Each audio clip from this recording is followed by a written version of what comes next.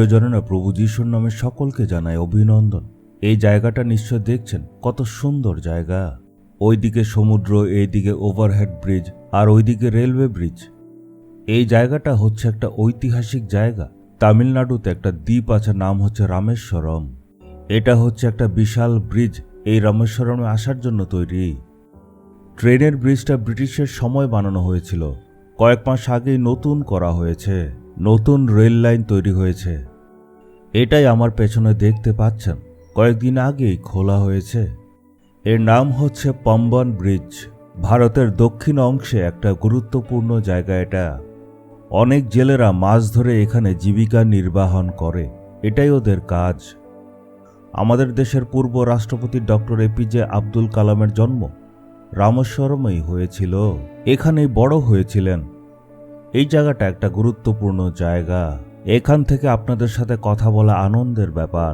আপনি জানেন আজকে প্রভুর বার্তাটা কি? প্রথম পিতর 4:7 অতএব সংযত হও এবং প্রার্থনায় সব দিন সতর্ক থাকো। মানুষ বলবে সতর্ক থাকো, সাবধান থাকো। এর অর্থটা কি? এর অর্থ হলো, যখন আমরা কোনো রাস্তা দিয়ে হাঁটি, আমাদের সতর্ক আর সাবধান থাকতে হবে, আর সংযত থাকতে হবে। মানে অনমনা হয়ে যাতাভাবে যাতে রাস্তায় না চলি। তাই প্রভু বলছেন, তোমরা প্রার্থনাতে সতর্ক থাকো। আপনি জানেন কেন? কারণ সব কিছুর শেষ চলে এসছে। আমরা সংসারের শেষ দিনে চলে এসেছি। প্রভুর দ্বিতীয় আগমন চলে এসেছে। এই জগৎ শীঘ্রই শেষ হয়ে যাবে, নতুন স্বর্গ, নতুন পৃথিবী তৈরি হবে। তাই প্রার্থনায় সতর্ক থাকতে হবে। কিভাবে আমরা সতর্ক থাকব? যিশু বলেছেন, প্রতিনিয়ত প্রার্থনা করো। সর্বদা প্রার্থনায় সচেতন থাকুন। সবসময় প্রার্থনার মনোভাব নিয়ে থাকতে হবে। সকালে তাড়াতাড়ি উঠে প্রার্থনা করতে হবে, বিকেলে, রাত্রেও প্রার্থনা করতে হবে। সুযোগ পেলেই যাতে আমরা প্রার্থনা করি। প্রার্থনা মানে এটা নয় যে সব সময় হাঁটু গেড়ে আপনি একদম প্রার্থনা করছেন। আপনি চোখ খোলা রেখে জায়গা এবং মানুষ দেখে দেখেও প্রার্থনা করতে পারেন। প্রার্থনায় সতর্ক থাকার অর্থ হল প্রার্থনাকে গুরুত্ব দেওয়া এবং সাবধানে প্রার্থনা করা। আপনি প্রতিদিন কতক্ষণ প্রার্থনা করেন? নিজের প্রার্থনার জীবন পরীক্ষা করুন। আপনি কি শুধু আশীর্বাদ পাওয়ার জন্য প্রার্থনা করেন? শুধু ভালো জিনিস আর অলৌকিক কাজের জন্য কি আপনি প্রার্থনা করেন? তাহলে তো আপনি স্বার্থপর।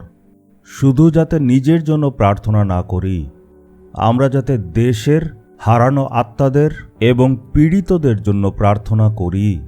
আমাদের চারদিকে যা যা হচ্ছে আমাদের ধ্যান দিতে হবে, আর খারাপগুলি সরানোর জন্য প্রার্থনা করুন। প্রার্থনা করুন যাতে ঈশ্বরের রাজ্য স্থাপিত হয়। প্রার্থনায় সচেতন থাকতে হবে। এর জন্য আজ নিজেকে অর্পণ করবেন। বলুন, প্রভু, সব কিছুর শেষ আসছে। আমি নিজেকে প্রার্থনার জন্য আপনার কাছে অর্পণ করছি। প্রার্থনার আত্মা দিন। আমি প্রার্থনা করতে চাই। যেই ব্যাপারে আজ প্রার্থনা করছি সেটাতে যাতে পরিবর্তন হয়। আমার কর্মস্থানে, ব্যবসার জায়গায়, পাড়ায় যাতে আত্মিক পরিবর্তন হয়, দেশ যাতে উন্নত হয়, এই সব কিছুর জন্য যিশুর নামে প্রার্থনা করি। Amen, amen. Jesus redeems Bengali YouTube চ্যানেলটি সাবস্ক্রাইব করুন। বেল আইকনটি ক্লিক করুন আমাদের প্রতিদিনের নতুন প্রোগ্রাম সম্পর্কে আপডেট পেতে।